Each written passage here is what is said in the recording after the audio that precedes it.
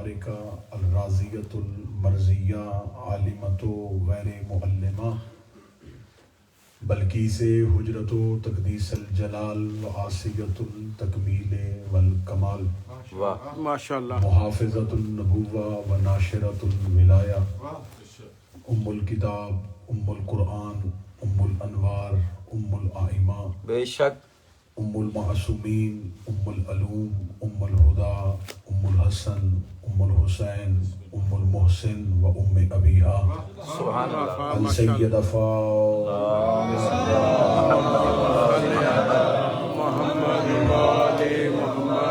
ولعن اللہ تعالی علی اعدائهم اجمعین اما بعد فقد قال حق سبحانہ تعالی فی کتابہ المجید بسم اللہ الرحمن الرحیم والذی ارسل رسوله بالہدی ودین الحق لیظہرہ علی دین کلہ ولو کرہ المشرکون بلند صلوات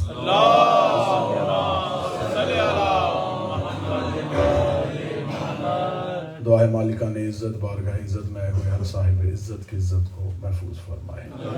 میری آقا زادی یکم محرم سے لے کے آج کے اس چہلم تک جتنی بھی عزاداریوں میں ہم نے شرکت کی، جتنا پرسہ دیا، جتنا حسین علیہ السلام پہ گریہ کیا، میرا مالک پردہ غیبت میں بیٹھا میرا وارث ہمارے ان آنسوؤں کو، اس ماتم کو، اس گریہ کو قبول و منظور فرمائے۔ میرا مالک واسطہ محمد والے محمد کی عزت و عصمت و طہارت کا اس ذکر میں شامل تمام مومنین و مومنات کے دلوں میں چھپی ہوئی خواہشات جو ان کے حق میں بہتر ہیں، بنت رسول کے حق کا واسطہ وہ اپنی بارگاہ میں قبول و منظور فرمائے۔ اس ذکر میں جو بیمار چل کے آئے ہیں، جو بیماروں کو چھوڑ کے آئے ہیں، بالخصوص جناب جاوید مرزا صاحب کی والدہ علیل ہے، میرا مالک ان کو مکمل صحت عطا فرمائے۔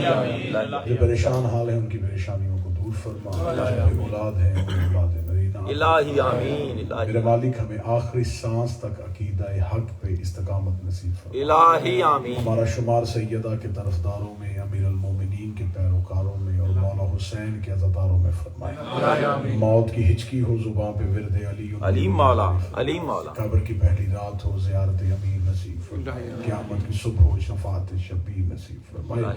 اس دور کی سب سے بڑی دعا وارث کے ظہور میں تعجیل فرمائے۔ دعائیں قبولیت تک پہنچائیں، سہارا درود کر لیں مل کے بواز بلند صلوات۔ اللہم صلی علی محمد و آل محمد۔ اجازت ہے ذکر شروع کیا؟ بسم اللہ بسم اللہ۔ میں نے آپ کے سامنے اللہ کے قرآن سے ایک آیہ کریمہ تلاوت کی جس میں خدا کہہ رہا ہے کہ وہ اللہ وہ ہے جس نے اپنے رسول کو نازل کیا، بھیجا، والذی ارسل، بے شک وہ خدا وہ ہے جس نے رسول کو ارسال کیا، اسے بھیجا، اسے رسول بنایا نہیں، اسے بنا کے بھیجا۔ اس نے اس رسول کو بھیجا اور جب اسے بھیجا تو اس کے پاس دو چیزیں تھیں، ایک خدا اور ایک دین حق۔ واہ واہ۔ وہ نبی دو چیزیں لے کے آیا، ایک خدا یعنی ہدایت اور ایک دین حق کو لے کے آیا۔ ان دو چیزوں سے نبی نے کام کیا کرنا تھا؟ اس دو چیزوں کے ساتھ اس نے اپنے دین کو سارے دینوں پہ غالب کرنا ہے۔ اس کے پاس ایک خدا ہے اور ایک دین حق ہے۔ خدا نے یہ نہیں کہا کہ اس کے پاس ایک خدا ہے اور ایک دین ہے، نہیں، ایک خدا ہے اور ایک حق والا دین۔ کیا کہنے، واہ واہ واہ واہ واہ واہ۔ قبلہ کعبہ تشریف فرمائیں، میری مجال ان کے سامنے پڑھوں۔ خدا کہہ رہا ہے کہ دو چیزیں ہیں، ایک خدا ہے اور ایک حق والا دین ہے، صرف دین نہیں، حق والا دین۔ واہ واہ۔ ایک نبی کے پاس خدا ہے، ہدایت ہے، میرے مالک تو ہادی ہے، تو نے نبی کو ہادی بنا کے بھیجا ہے، تو جو خود ہادی ہو اس کے پاس کون سی ویسی ہدایت ہے جو کہہ رہا ہے کہ میرے نبی کے پاس ایک خدا ہے، ایک ہدایت ہے، اس کے ایک ہاتھ میں خدا ہے اور ایک ہاتھ میں دین حق ہے۔ میرے مالک تو پہلے یہ بتائیے جو نبی کے پاس خدا ہے یہ خدا کیا ہے؟ جب میں نبی کے پاس گیا تو میں نے نبی کی محفل میں بیٹھ کے عالم تخیل میں جب سوال کیا کہ رسول اللہ کہہ رہا ہے کہ تیرے ہاتھ میں ایک خدا ہے، وہ بتا وہ خدا کون سا ہے؟ تو نبی کی حدیث طرفین کی کتابوں میں لکھی ہے، نبی نے فرمایا ان الحسین مصباح الہدا، میرا حسین خدا کا چراغ ہے۔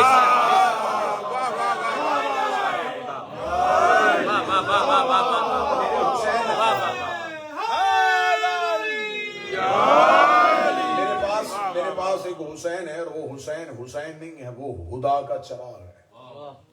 واہ، اور چراغ کا کام ہوتا ہے روشنی دینا، ہدایت اس سے روشنی دیتی ہے۔ بے شک، واہ۔ خدا کا چراغ ہے جو خدا کو روشنی دکھائے، واہ واہ واہ واہ، کیا کہنے. اسے حسین کہتے ہیں. اچھا میرے مالک یہ خدا تو ہو گیا حسین، اور اب یہ جو حق والا دین ہے ہائے ہائے، یہ کون سا دین ہے؟ علیم میرا مولا. خیال ہے کہ میرے سامنے جو معتبر مجمع بیٹھا ہے اسے مجھے زیادہ تفصیل میں جانا نہیں پڑے گا کہ مجھے اس وضاحت کرنی پڑے کہ حق کسے کہتے ہیں. نبی کی حدیث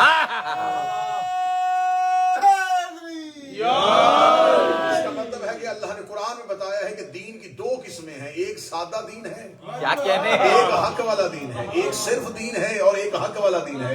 حق سے مراد ہے میرا شہنشاہ علی جو نبی کی حدیث ہے، حق علی کے ساتھ ہے اور علی حق کے ساتھ ہے. اس کا مطلب اگر حق سے مراد علی ہے تو علی والا دین جو ہے وہ نبی کے پاس ہے. یہ دین مکمل کب ہوا تھا؟ غدیر کے چوک میں خدا نے کہا تھا آج ہم نے دین کو مکمل کر دیا، آج ہم نے دین کو مکمل کیا ہے. یہ دین حضرت آدم کے دور سے شروع ہوا تھا. ہر نبی کے دور میں شریعتیں بدلی تھی، دین نہیں بدلا تھا. دین وہی تھا جو آدم کے دور سے شروع ہوا. حضرت آدم توبہ قبول کروانے کا ہنر جانتے تھے. اللہ نے آدم کو نہیں کہا کہ تو نے دین کو مکمل کر دیا. نوح سفینہ نجات کا لے کے پھرتا رہا، خدا نے نہیں کہا کہ تو نے دین کو مکمل کر دیا. ابراہیم نے نار نمرود کو ٹھنڈا کر دیا، خدا نے نہیں کہا کہ تو نے دین کو مکمل کر دیا. یوسف عزیز مصر کے بعد بادشاہ بن گیا، خدا نے نہیں کہا کہ دین مکمل ہو گیا. یعقوب نے رو رو کی آنکھیں بینائی دے دی، خدا نے نہیں کہا کہ دین مکمل ہو گیا. موسیٰ طور پہ کھڑا توحید کے جلوے دیکھتا رہا، خدا نے نہیں کہا کہ دین مکمل ہو گیا. حتیٰ کہ یونس 40 دن مچھلی کے پیٹ میں اللہ کی تسبیح پڑھتا رہا، خدا نے نہیں کہا کہ دین مکمل ہو گیا. عیسیٰ ٹھوکریں مار مار کے مردے زندہ کرتا رہا، خدا نے نہیں کہا کہ دین مکمل ہو گیا. 17 ربیع الاول کو خزاؤں پہ بھی بہار آ گئی،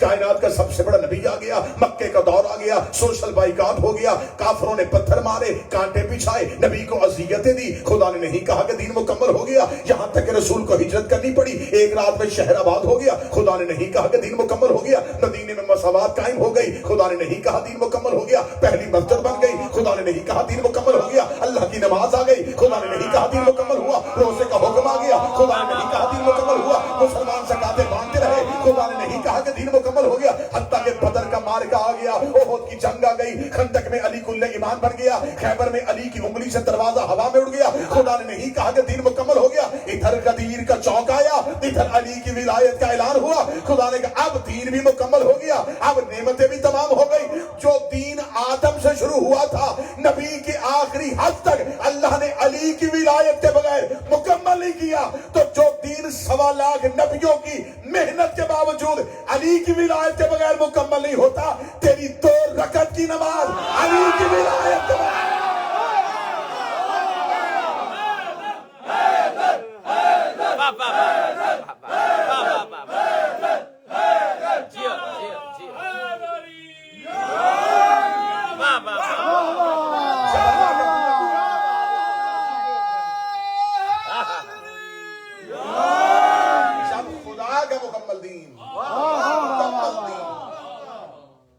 بغیر ولایت علی کے مکمل نہیں. بے شک الیوم قبلہ تشریف فرما ہے خاص دن. کیا بات ہے، آج دین اکمل ہو گیا. واہ واہ واہ، مکمل اور ہے، اکمل اور ہے. واہ واہ واہ واہ، وہ ہوتا ہے جس میں کچھ خالی ہو، ہائے ہائے، اکمل وہ ہوتا ہے جس میں کچھ بھی خالی ہو. کیا کہنے ہیں، شریعت مکمل نہیں ہوئی، پیغام مکمل نہیں ہوا، دین مکمل ہو گیا. واہ واہ، اس کا مطلب ہے کہ خدا نے یہ جو کہا تھا کہ میرے نبی کے پاس ایک حق والا دین ہے، واہ واہ واہ، وہ اس حق کے دین کا نام ہے ولایت علی. بے شک،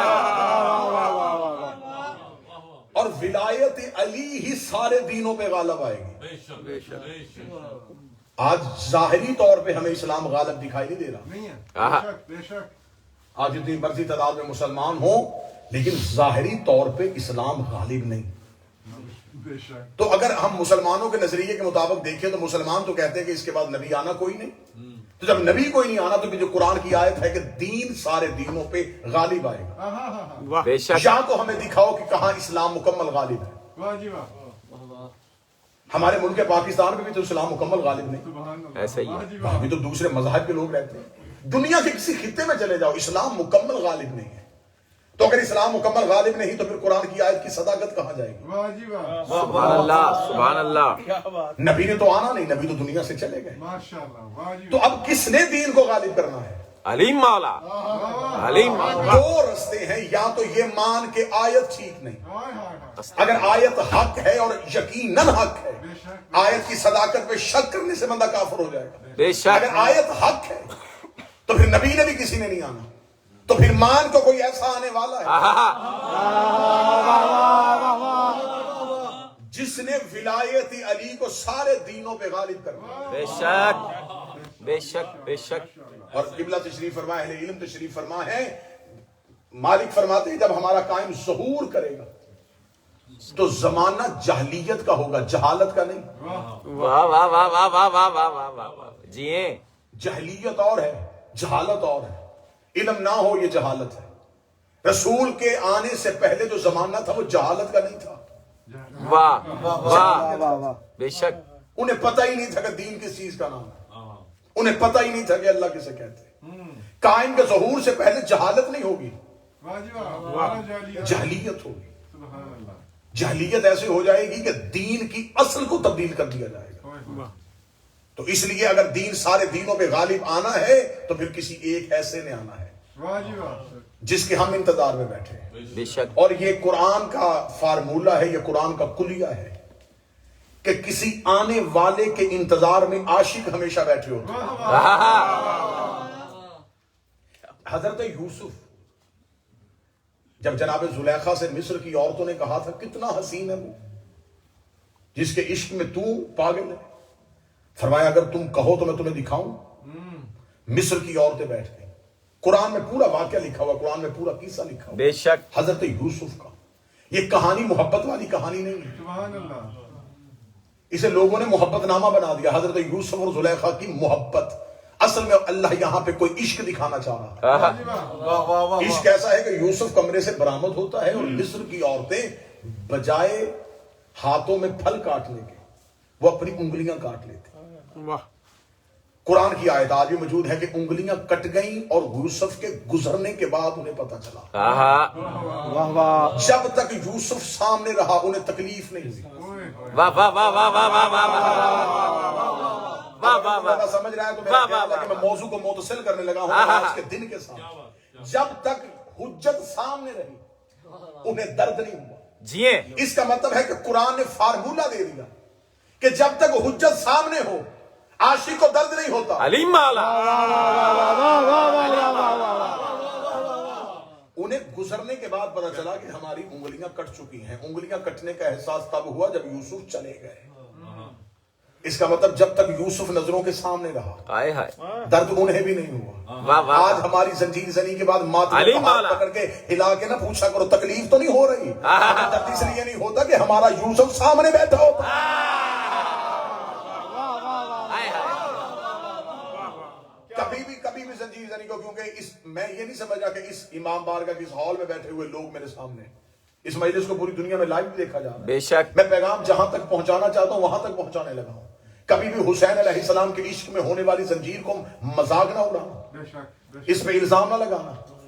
یہ بادشاہ حسین کی بادشاہت کی دلیل ہے۔ بے شک آج جس طرح میرے بھائی جوید مرزا، ان کو پاکستان میں کراچی میں شاعر انقلاب بھی کہا جاتا ہے۔ جی ہیں آپ سلامت یہ عصر حاضر کے تقاضوں کے مطابق بہت خوبصورت لہجے میں، سلیس لہجے میں جی ہیں آپ سلامت دشمن ازا کو شاعری کے انداز میں جواب دیتے ہیں۔ بے شک بہترین انہوں نے زنجیر زنی کی دلائل دی، لیکن حضرت ابراہیم کی جب قربانی کے دن آتے ہیں پھر کوئی مسلمان نہیں کہتا کہ بکرے ذبح نہیں کرنے۔ علیم مولا علیم مولا بے شک وہاں تو مولوی حدیثیں سناتے ہیں کہ نہیں جتنا اچھا دمبا ہوگا کیا کہنے اتنی جلدی سے پلسرات سے گزرو گے۔ یہ دلیل با خدا یہ دلیل دی جاتی بے ہے شک ایسا ہی کہ جانور تازہ موٹا تازہ لے کے آنا، کیونکہ اس نے تمہیں پلسرات پار کروانا۔ ہمارے ممبر کا ایک نام ہوتے تھے مبلغ اعظم مولانا اسماعیل۔ مولانا اسماعیل کے سامنے بیٹھے ہوئے مناظرے میں ایک مولوی نے کہہ دیا کہ ہم پل سرات پار قربانی کے جانور پہ کریں گے۔ جناب اسماعیل مسکرا کے کہنے لگے کہ پل سرات کے پرلی طرف جنت ہے، تم نے ادھر جنت میں جانا ہے، اس پل سے گزر کے، اس برج سے گزر کے تم نے جنت میں جانا ہے، اور تم کہہ رہے ہو کہ ہم نے ان جانوروں، ان بکروں، ان دمبوں پہ بیٹھ کے پل سرات پار کرنا ہے۔ مولانا اسماعیل کا تمہیں شاید یاد نہیں کہ اللہ قرآن میں کہہ رہا ہے کہ ایک اصحاب کہف کا کتا ہے جس نے جنت میں جانا ہے، ادھر سے تم آ رہے ہو گے سوار ہو گئے۔ ہائے آگے سے صاحب کہف کا کتا بھونک پڑا تو نہ سواریاں بچیں گی نہ سوار۔ اب یہ صرف دلیل اس لیے دی جاتی ہے کہ تاکہ مسلمان جتنا بڑا جانور لے کے آئیں گے اتنی زیادہ بہتر کھال ہوگی۔ علیہ مولا صرف ایک کھال کے چکر میں حدیثیں بدل دی گئی کہ پورے صراط پار ہوگی۔ ابراہیم کے دنوں میں کسی مسلمان کو یہ یاد نہیں آتا یہ پیسے یتیموں کو دینے چاہیے، یہ پیسے بیواؤں کو دینے چاہیے۔ وہاں کہتے ہیں سلامت رہیے ابراہیم ہے، حضرت ابراہیم ہے جی، خلیل اللہ ہے، خلیل اللہ کی سنت کو تو زندہ کرنا ہے نا جی، اجتماعی قربانی کرو، نہیں کچھ پیسے بن پڑتے، اجتماعی قربانی کر لو۔ اگر اللہ نے توفیق دی ہے ایک جانور لیا، 2 جانور لے آؤ، قربان ضرور کرو، قربانی ضرور کرو۔ کیوں؟ ابراہیم کو خوش کرنا ہے، ابراہیم کو خوش کرنا ہے۔ تمہیں ابراہیم اور حسین میں فرق ہی سمجھ میں نہیں آیا؟ جسے جانوروں کے لہو کی سلامی دی جائے اسے ابراہیم کہتے ہیں، جسے انسانوں کے لہو کی سلامی دی جائے اسے حسین ابن علی کہتے ہیں۔ حسین کو جانوروں کے لہو کی سلامی دی جاتی ہے، حسین کو انسانیت کے لہو کی سلامی۔ بے شک بے شک جب تک حجت سامنے تھی تب تک درد نہیں ہوا، تب تک تکلیف نہیں ہوئی، کیونکہ یوسف نظروں کے سامنے تھا۔ اور یہ قطعاً کچھ لوگ کہہ دیتے ہیں کہ زنجیر زنی اضطراری کیفیت کا نام ہے، ہماری ہوش کا نام زنجیر زنی ہے۔ بے شک بے شک بے شک بعض لوگ اس کی دلیل دے دیتے ہیں کہ اضطراری کیفیت ہوتی ہے، اس میں شرعی جتنے بھی احکامات ہیں یہ ساقط ہو جاتے ہیں، تو لہذا ہم اضطراری کیفیت میں تھے۔ قطعاً ہم اضطراری کیفیت میں نہیں، بے شک بے شک یہ ہمارا جنون ہے، لیکن ہمارے ہوش کا نام زنجیر زنی ہے۔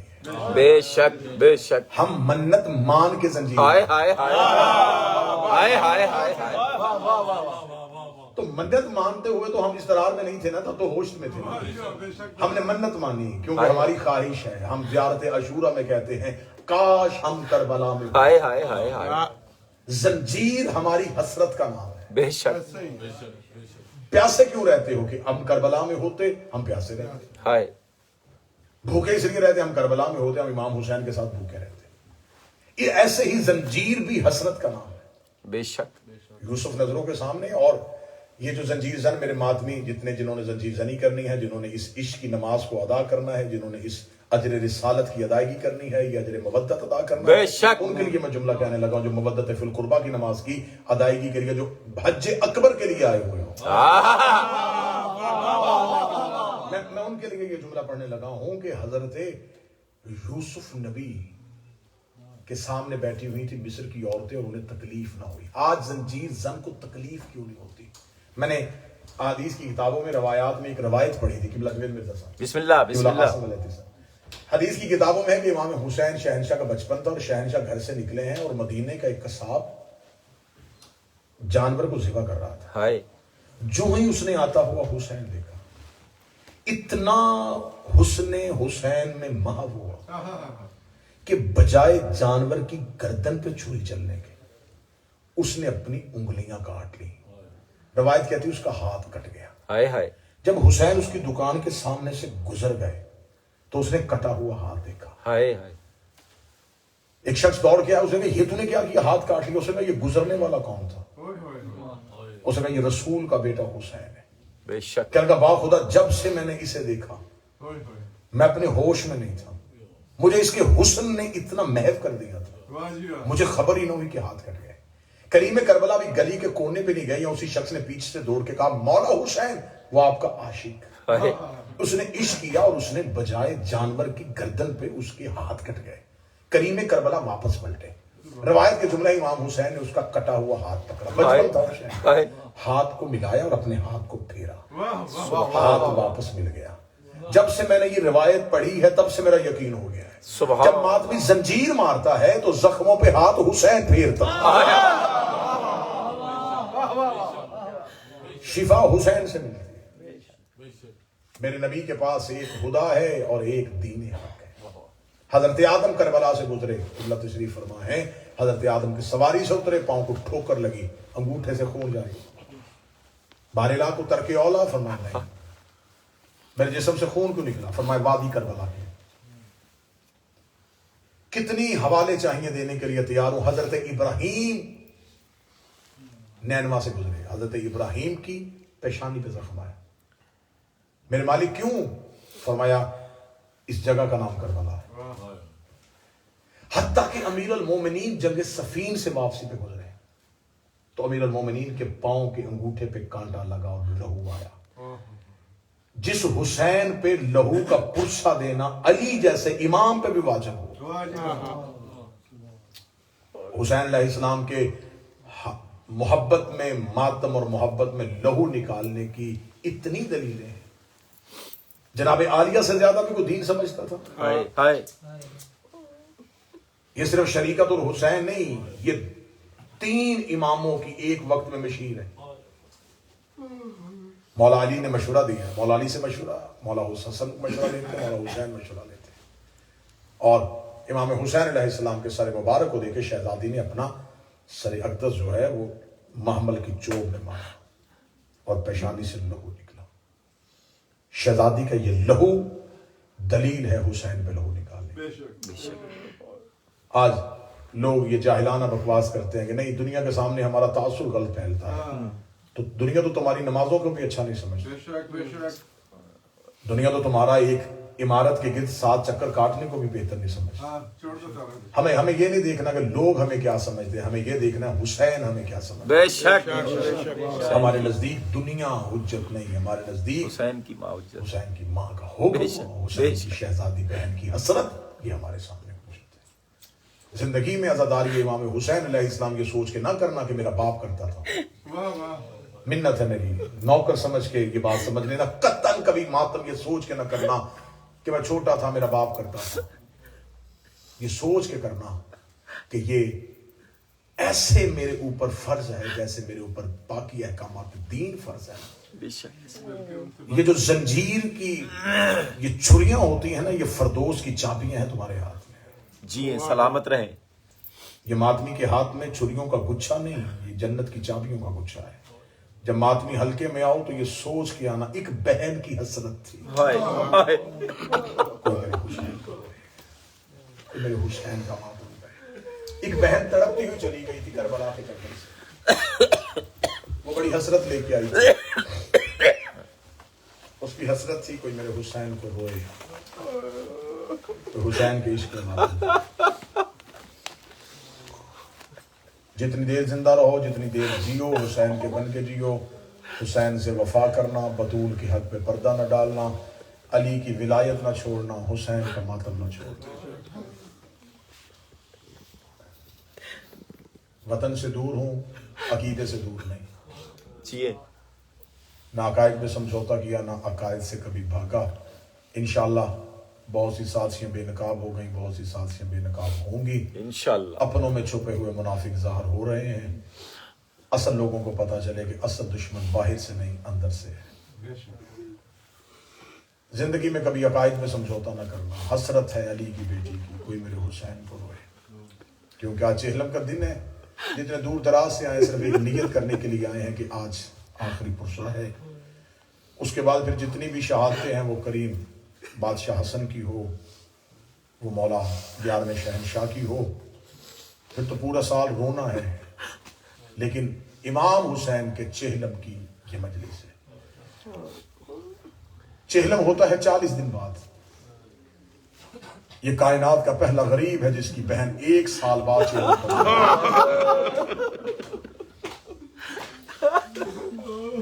یہ سوچ کے ماتم کرنا کہ آج صرف حسین کا چہلم نہیں، آج عباس کا بھی چہلم، علی اکبر کا بھی چہلم، علی اصغر کا بھی چہلم، قاسم کا بھی چہلم. ایک دن میں کئی چراغ بجھے ہیں زہرا کے، آج ان سب کا چہلم ہے. وطن سے دور ہو، میری دعا ہے کہ اللہ ہر بہن کا بھائی سلامت رکھے، ہر بھائی کی بہن سلامت رکھے. اللہ نہ کرے خاکم بدہن اگر کسی بہن کا بھائی مر جائے، وہ بہن پردیس سے وطن جائے، لوگ اس کے آنے سے پہلے اس کے بھائی کو دفناتے ہیں. کوشش کرتے ہیں کہ بہن پہنچ جائے، وہ بھائی کا آخری بار چہرہ دیکھ لے. بہن بھائی کا چہرہ دیکھ لیتی ہے، لوگ مطمئن ہو کے بھائی کو دفنا دیتے ہیں. قریبی عزیز جانے لگتے ہیں، بہن دروازے پہ کھڑی ہو جاتی ہے. لوگ پوچھتے تو اپنے گھر اپنے وطن نہیں جائے گی؟ रो के कहती नहीं मैं नहीं जाऊंगी क्योंकि मैंने अभी भाई का चेहलम करना है। गरीब से गरीब ही भाई हो, 40 दिन तक बहने भाई का दरवाजा नहीं छोड़ती। अब तेरी हाय निकले या चीख निकले जरूर हक अदा करना। 11 मुहर्रम बते हुए हाथों के साथ भाई की लाश से करीब से गुजरी। रो के कहने लगी हुसैन मेरा बड़ा जी चाहता था मैं तेरा चेहलम करबला में करता। हुसैन मेरी मजबूरी बन गई, नाने की उम्मत रस्सियां लेके आ गई।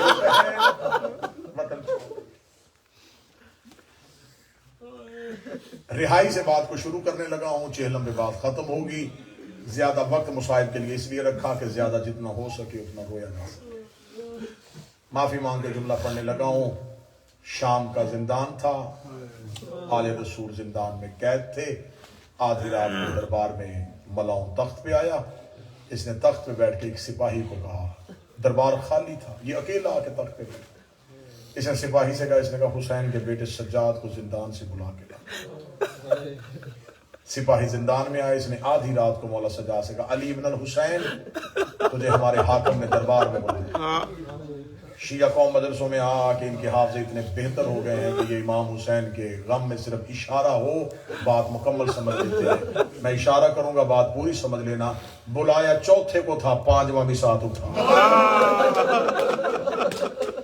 इससे ज्यादा छुपा के इशारा मैंने किया। बुलाया चौथे इमाम को था, 5वें इमाम साहब उठे। मजबूरी को सैयदों की इतनी बड़ी थी, चौथे ने कमर सीधी की, 5वें के तलवे जमीन से। दोनों बाप और बेटा किबला तशरीफ फरमाए। चले जो नहीं रो सका मैं माफी मांग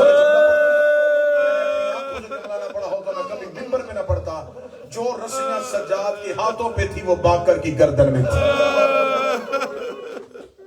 मौला सज्जाद अपने हाथों को झुकाते थे, कमर को खम रहता था। दोनों हुज्जतें इस मलाउन के तख्त के सामने। ये तख्त पे बैठा था। मौला सज्जाद की आवाज आई, मलाउन पेशियों का कोई वक्त होता है, तुम्हारा जब जी चाहता है हमें दरबार में बुला लेते। ये देख अदा आधी रात को मैंने किसी मजबूरी के तहत बुलाया। मौला सज्जाद की आवाज क्या मजबूरी है? कहने लगा मेरे लिए मजबूरी है, तेरे लिए बेहतर खबर है। बेहतर खबर का नाम आना था। सज्जाद रो के कहते अकबर वापस आ गए। मेरे लिए कौन सी बेहतर खबर है? ये देख के कहने लगा हुसैन का बेटा मैं तेरी कैद आजाद करना चाहता हूं। जुमला समझिएगा जवेद भाई। जब इसने कहा मैं तेरी कैद आजाद करना चाहता हूं, मौला सज्जाद ठंडी आह भर के कहता मैं जाऊंगा।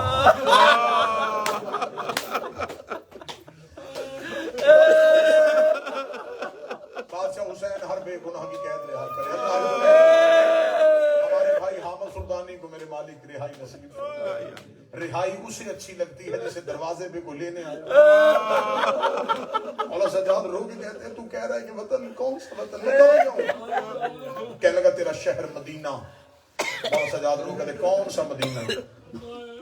जहां मेरे बाबा हुसैन थे, जहां मेरे भैया अकबर थे, जहां मेरे चचा अब्बास थे। तूने मेरा मदीने में छोड़ा क्या? ये कहने लगा जहां भी जाना जा शाम छोड़। मौला सज्जाद का जुमला है। मैं मुसाहिब की सूरत में पढ़ने लगा हूं। सैयदुल साजिदीन की आवाज है, तूने मांगी बैयत, न मेरे बाप ने की न मैंने की। जब हमने तेरा मुतालिबा पूरा ही नहीं किया, तू कैद आजाद क्यों कर रहा है? तू कैद आजाद तब करे अगर हमने तेरी बात मानी। जब तूने हमें कत्ल करके देख लिया, हमें कैद करके देख लिया, हमने तेरी बैयत की नहीं, तो हमारी कैदे क्यों आजाद करता है? जो उसने वजह पड़ी घरों तक रोगे अगर जुमला समझ लो। ये देखे कहने लगा बैयत करनी है ना कर, शाम छोड़ दे। मौला सज्जाद की वजह मजबूर क्यों हो गया है? कहने लगा मजबूरी बताऊं? मौला सज्जाद ने कहा क्या मजबूरी है? ये देखेगा मुझे जिसे दफना किया है ना, उसके रोने की आवाज आज भी मेरे महल में आ रही है। वो जिसे चंद दिन पहले दफना के आया है, मैं आधी आधी रात को होता हूं कभी महल के उस कोने पे, कभी उस कोने में, रो रो के कह रही खोल दे रस्सियां, खोल दे कड़ियां, और मेरा सज्जाद भी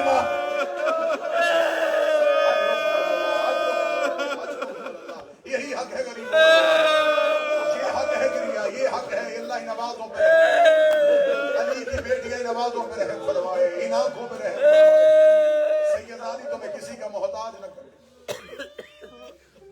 फरमाए उसके रोने की आवाजें मुझे चैन नहीं लेने देती। मुझे डर है कहीं मेरे ऊपर अजाब ना आ जाए। مولا سید الساجدین کی آواز آئی فیصلہ میں نے نہیں کرنا، فیصلہ میری ماں کرے۔ یہ دیکھے کہنے کا تو امام بھی ہے، حسین کا بیٹا بھی ہے۔ فرمایا میں بیٹا ہو کے وارث نہیں، وہ بہن ہو کے وارث ہے، وہ شریکت الحسین ہے، اس کا کربلا میں حصہ ہے۔ اس نے کہا میں تخت پہ بیٹھا ہوں، میں دربار میں بیٹھا ہوں، جا ماں سے پوچھ۔ مولا سجاد زندان میں واپس ہے، ریت کے مصلے پہ تھی علی کی نمازی بیٹی۔ جب مولا سجاد نے ماں کے تلووں پہ ہاتھ رکھے کہا ماں یزید قید آزاد کر رہا ہے، سر سجدے سے اٹھا کے کہتی اس سے پوچھ شام کی عورتیں تھک گئی، اس سے پوچھ شام میں پتھر ختم ہو گئے، کس وجہ سے قید آزاد کر رہا ہے؟ اماں وہ کہتا ہے کہ مجھے معصومہ کے رونے کی آواز آتی۔ بی بی رو کے کہنے لگی نا سجاد، اس کے باپ سے میرے بھائی نے شرطیں منوائی تھی، تو اس سے منوا تاکہ مورخ لکھے کہ علی کی بیٹی فاتح بن کے اٹھی تھی۔ ایسے جاؤں گی مورخ لکھ دے گا کہ علی کی بیٹی سے اس نے اس سے پہلے کہ مورخ تاریخ بدلے تو شرطیں منوا۔ علی کی بیٹی نے شرطیں کیوں رکھی؟ تاکہ کل کو مورخ یہ نہ کہے کہ خون معاف کروایا تو قید آزاد کی۔ فرمایا شرطیں یہ نہیں، شرطیں ہم بتائیں گے، ہماری شرائط ہوگی پھر آزاد ہوں گے۔ مولا سجاد کو بی بی نے شرائط بتائی، مولا سجاد دربار میں آئے، میں جو ماتم کرنے کے لیے آئے ماتم کی تیاری کرنا۔ اس نے کہا کون سی شرطیں ہیں؟ مولا سجاد نے کہا پہلی شرط شہداء کے سر واپس جائیں۔ یہ دیکھے کہنے کا بغیر کسی وجہ کے دوں گا، فوراً دوں گا۔ اور کوئی شرط؟ مولا سجاد کی آواز آئی ہمیں 3 اونٹ سفر کے لیے جس کی ہائی لینے کے لیے مجھے بول کے بتاؤ، جب 28 رجب کو مدینے سے چلے تو 3 لے کے چلے۔ 3 اونٹ، 53 اونٹ ہوگی سواریاں، 3 اونٹ۔ کتنا نقصان ہوا میں پڑھ نہیں سکتا۔ 3 اونٹ چاہیے۔ اس نے کہا بغیر کسی رکاوٹ کے دیتا ہوں۔ مولا سجاد کی آواز ایک تیسری شرط جزلم کا بیٹا بشیر مہاری کی صورت میں۔ اس نے کہا وہ بھی دوں گا۔ مولا سجاد کی آواز ایک چوتھی شرط ہمیں شام میں ایک گھر خالی کروا دے۔ کہنے لگا جب تم نے رہنا نہیں تو گھر کا کیا کرنا ہے؟ مولا سجاد کہتے میری ماں کہتی ہے میرے 9 مارے گئے، مجھے رونے کسی نے نہیں دیا۔ شام کی عورتوں کو اکٹھا کر، میں غریب کی مجلس کرنا چاہتی ہوں۔ جنہوں نے مجھے پتھر مارے انہیں میرے سامنے بٹھا، میں انہیں بتاؤں میرا باغی نہیں میرا نمازی بنا۔ مجھے ایک مجلس حسین شام میں برپا کرنی ہے۔ کسی کا مکان بھی خالی کروا دوں گا، شہداء کے سر بھی دوں گا، 3 اونٹ بھی دوں گا، بشیر ابن جزلم مہاری بھی دوں گا۔ جو سید بیٹھے ہو مجھے بیٹا سمجھ کے، بھائی سمجھ کے، مہمان سمجھ کے معاف کر دینا۔ جملہ سخت آ گیا ہے۔ آخری شرط بتانے سے پہلے سید الساجدین زمین پہ بیٹھ گئے۔ اتنا رویا باکر کے گلے میں باہیں ڈال کے میرا چوتھا امام یہ دیکھ کے کہنے لگا تو نے شرطیں کہتا گیا، میں بغیر کسی دلیل کے مانتا گیا، کون سی ایسی شرط ہے جس نے تجھے زمین پہ بٹھا دیا ہے؟ مولا سجاد کی آواز ہے میری آخری شرط ہے مجھے خیموں کا لٹا ہوا مال واپس چاہیے۔ یہ کہتا مار کے کہنے لگا 36 ملکوں کی فوج نے لوٹا تھا زینب کا خیمہ، جس کے ہاتھ جو آیا وہ لے کے چلا گیا۔ سجاد رو کے کہتے کچھ اور دے نہ دے میری ماں کی چادر مجھے واپس کر۔ یہ دیکھ کے کہنے لگا کرے گا کیا؟ آواز آئی سیدھا کربلا جاؤں گا، عباس کی قبر پہ رکھوں گا، آواز دوں گا اٹھ چچا غازی جس چادر کا تو نگران تھا۔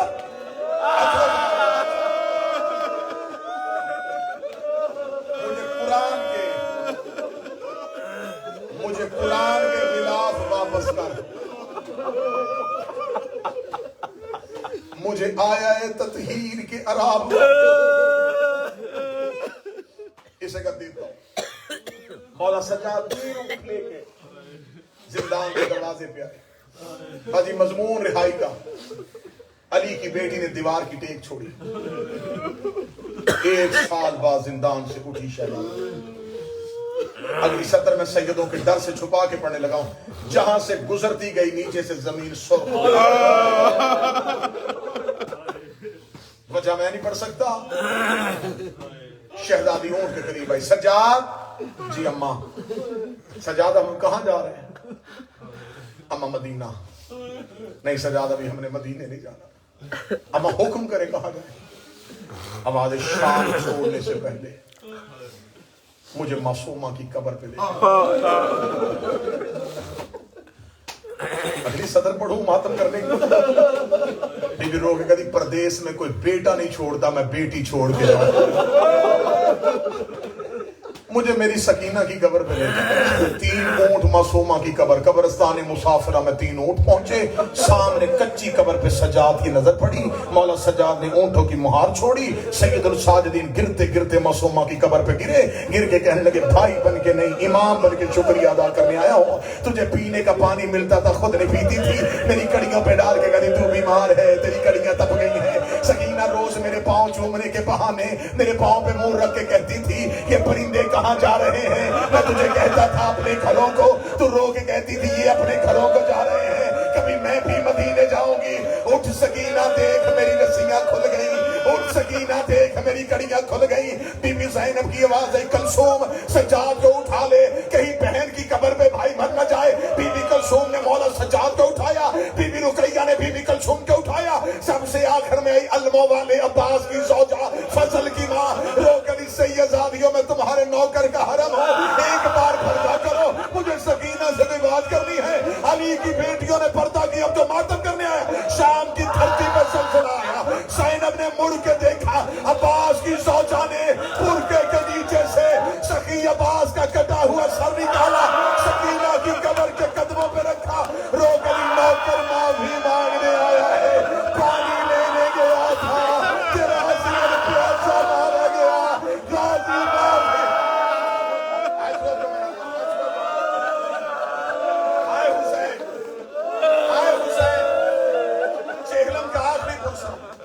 علی کی بیٹیاں تمہیں کسی کا محتاج نہ کرے جو اونچی آواز میں رو رہے محمد کی بیٹیاں تمہیں کوئی دکھ نہیں شام سے یہ قافلہ اٹھا منزل کربلا فاتح شام قافلہ لے کے 1 سال کے بعد بھائیوں کے شہر میں واپس جا رہی تھی کربلا میں قبر حسین کا پہلا مجامع کون تھا جابر حدیث قصہ کا راوی اس کی ایک بڑی لمبی کہانی ہے میں مکمل ہی پڑھوں گا یہ امام حسین علیہ السلام نے جب 28 رجب کو مدینہ چھوڑا یہ سفر میں تھا یہ تجارت کی غرض سے گیا ہوا یہ واپس وطن پہنچا اسے خبر ہوئی کہ امام حسین مدینہ چھوڑ چکا یہ پیچھے دوڑا ایک بستی اسے گزرتا ہوا پوچھ رہا تھا یہاں سے کوئی قافلہ گزرا یہاں سے کوئی قافلہ گزرا جب یہ کربلا میں پہنچا تو حسین شہید ہو چکا کتابیں کہتے ہیں یہ محرم کا اختتام تھا یہ سفر کا ایام تھے پہلے جب جابر کربلا میں پہنچ گیا اس نے قبیلہ بنی اسد کے بزرگوں سے آ کے پوچھا یہاں میرا بادشاہ حسین ہے قبیلہ بنی اسد کا بزرگ کہنے لگا کوئی نشانی کہنے لگا اس کے ساتھ ایک جوان ہوگا جس کو لوگ عباس کہتے ہیں اس کے ساتھ ایک خوبصورت جوان ہوگا جسے زمان علی اکبر کہتے ہیں قبیلہ بنی اسد کے بزرگ نے جابر کا ہاتھ پکڑا سیدھا قبر حسین پہ کہنے لگا جس کی خبر بتا رہا ہے یہ اسو حسین کی خبر یہ عباس کی خبر ہے کہنے لگا میرا حسین اکیلا نہیں آیا تھا 7 بہنیں بھی تھی قبیلہ بنی اسد کے لوگوں نے کہا کہ ہاتھوں میں رسیاں پہنا کے لے اسے قبضہ تلوار پہ ہاتھ رکھا قبر حسین سے واضح جابر کہیں بیٹھ جائے انتظار کر میری قبر پہ بیٹھ اتنا رویا قبر حسین میں بیٹھ کے کہ آنکھوں کی بینائی چلی گئی نظر آنا بند ہو گیا رو کر کہا مولا جنگل ہے میں تنہا تیری قبر کا مجاور ہوں مولا میری آنکھوں کی بینائی چلی گئی مولا حسین کی آواز آئی میں نے تجھ سے بینائی واپس لی میں تجھے بینائی واپس نہیں کروں اس نے پھر مولا حسین سے آنکھیں مانگی نہیں تھی یہ نبینا قبر حسین میں بیٹھا تھا یہ قبر حسین میں بیٹھا تھا یہ اونٹوں کی آواز اس کے کانوں میں ہے یہ کربلا کے ٹیلے پہ گیا آواز ہے مانا تم کون ہو تم مولا سجاد کی دھیمے لہجے میں واضح انا غریب الوطن میں ایک مسافر ہوں کہنے لگا کہاں سے آیا ہے آواز ہے شام سے منزل مدینہ کہنے لگا مسافر رستہ تبدیل کر 1 سال پہلے یہ رستہ تھا اب یہ جنگل نہیں رہا جابر زمین میں بیٹھا مٹھی ریت کی اٹھا کے یوں ریت میں کہنے لگا اس ریت میں زہرا کی اولاد کا لہو ملا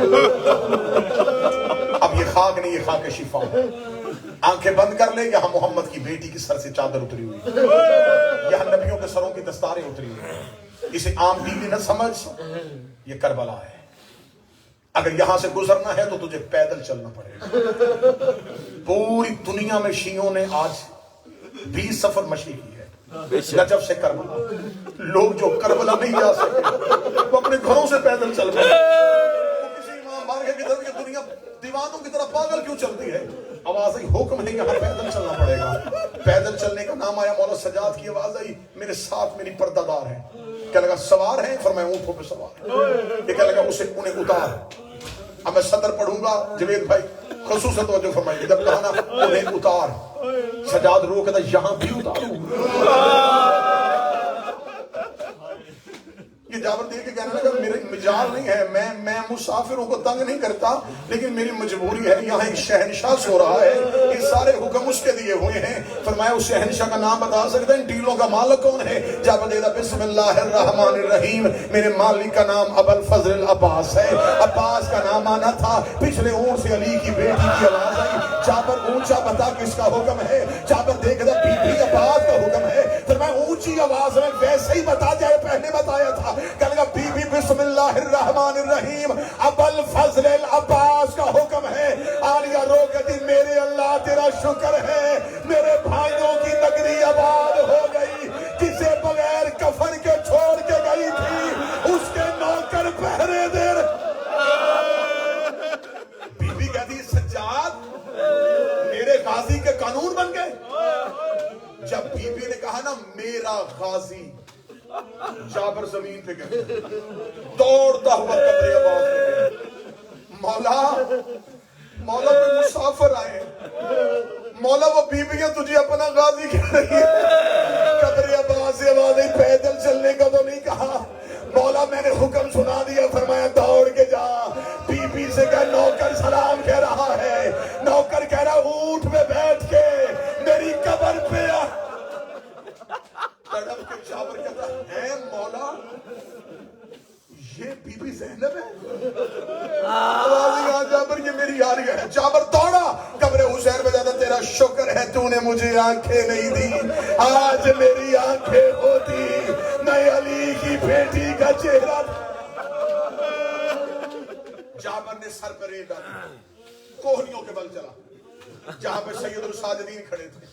روکے لگا مولا مجھے معاف کر دے. مولا مجھے نہیں پتا تھا. مولا یہ ان قبروں کی وارث ہے.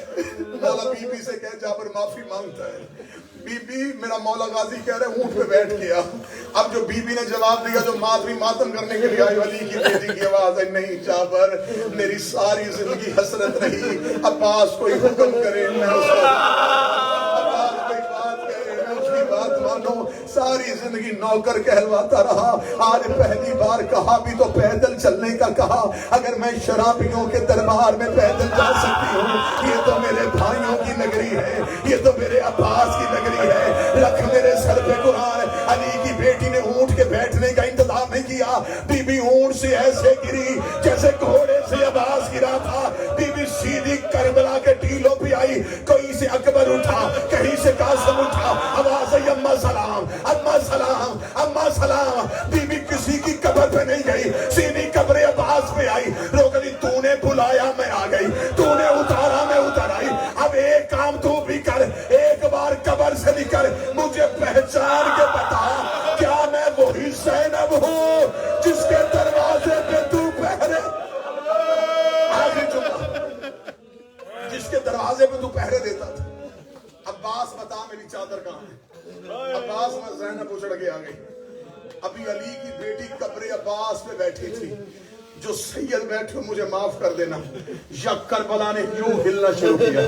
جب کربلا ہلی تو بی بی نے مڑ کے دیکھا وہ جو شام میں کمر جھکا کے چلا تھا اس نے اپنی کمر کو کربلا میں سیدھا کر دیا. یوں کمر کو سیدھا کر کے کربلا کے ٹیلوں کی طرف دیکھا. قبروں کی طرف دیکھا اکبر برسی کھانا آسان ہے.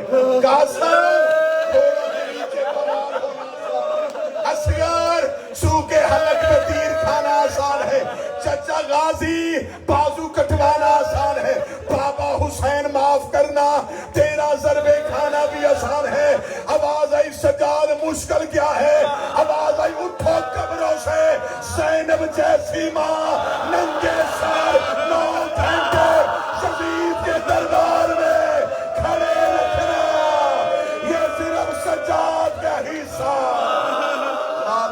حسین